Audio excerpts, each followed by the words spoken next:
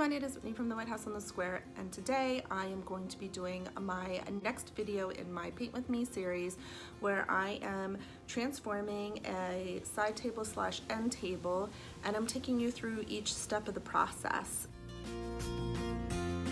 I prime furniture for two different reasons. The first one being is that I'm concerned that there might be bleed through, and bleed through is when the tannins in typically darker woods such as cherry and mahogany, they become wet and then they discolor your finished paint color.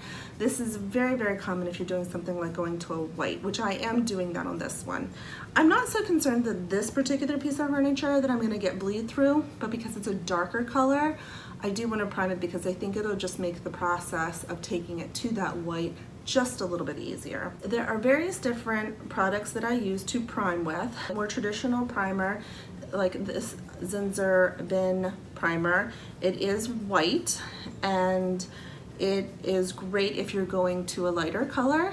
But then I'll also prime with, now this does have shellac in it, but this is an actual shellac, and I use this to prime if I'm using a colored paint. So I tend to like to distress my pieces. And when I do that, if I don't want the white to show through, obviously you don't want to use a white primer. So the shellac is an alternative to doing that because it goes on clear. Clear if you were to distress it. So if I were doing a light blue piece and I wanted to distress it, but I didn't want the white to show through because I primed it with white, then I'll use the shellac and then there won't be that white that pops through. Now, there are some pieces that when I'm doing that, I don't mind that little bit of white shows through. It's a matter of personal preference. There really is no right or wrong answer to that. Both of these products, they come in cans so that you can paint the product on, but then they also come in aerosol cans so you can spray paint them on. Now, I do tend to love to spray my product on because it just gives a much more even finish, only because it can help reduce the amount of paint lines that might appear from the brush, or it could also, it just goes on much more evenly. It doesn't go on typically as thick, so sometimes it might take more than one pass with the spray, and depending on if the tannins are being especially difficult and want to keep bleeding through, then it might take extra coats of it as well.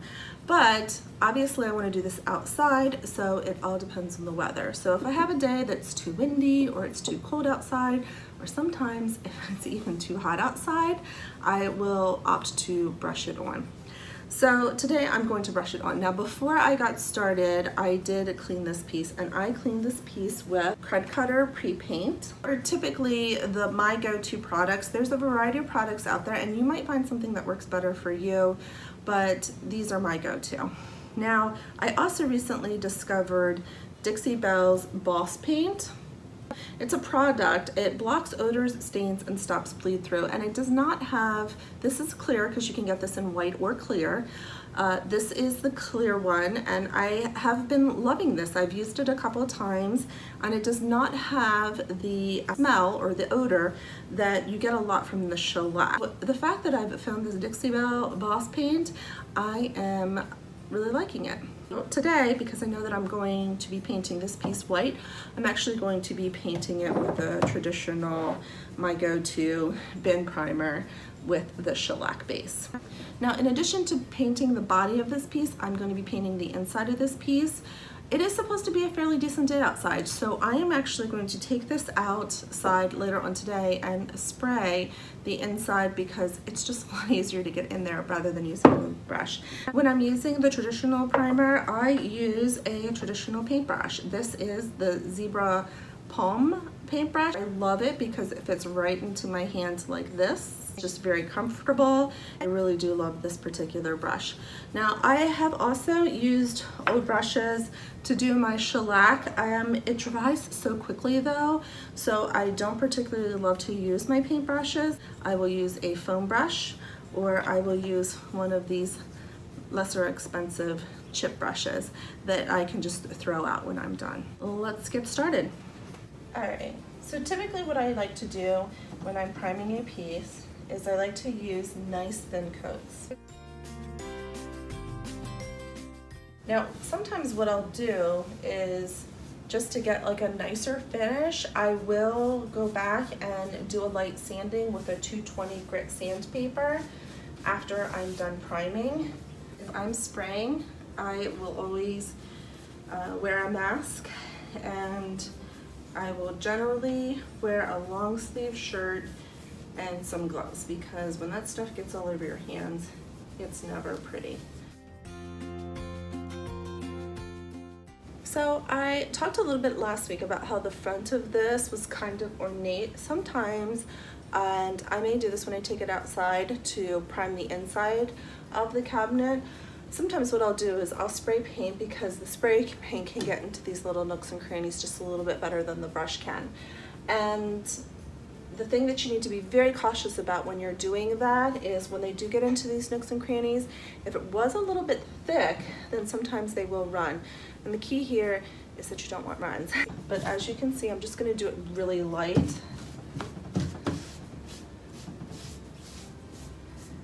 Now, and this is again is a personal preference. I don't typically take my doors off to not paint the hardware. I will paint over the hardware. That is definitely something that is a personal preference. Some furniture painters do not like to paint over the hardware at all. I personally, sometimes I will. So sometimes I'll take the hardware off on the doors, and then sometimes I don't. Typically I do not. So that doesn't bother me, and that's 100% up to you. So again, nice thin coats.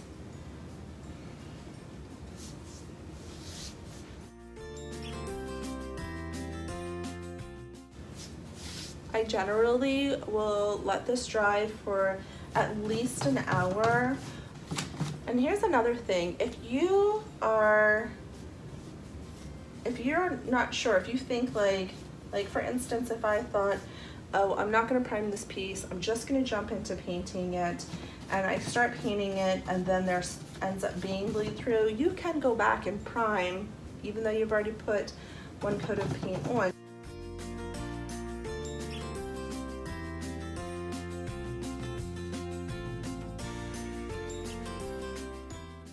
And I'm not going for a completely polished coat when I prime.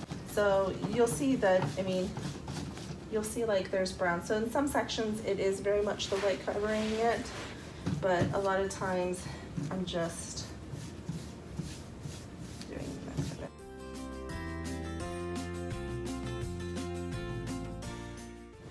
So there you guys have it. I have primed this piece, and I am going to let this coat of primer dry, and I'm going to take it outside. I'm going to prime the inside of it.